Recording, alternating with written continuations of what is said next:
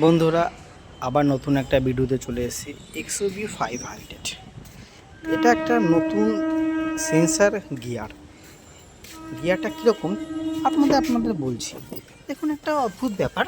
কীরকম বলুন তো অদ্ভুত ব্যাপার। এই দেখুন, এর কিন্তু ক্লাস নেই, খালি এক্সিলেটার আর হলো ব্রেক আছে।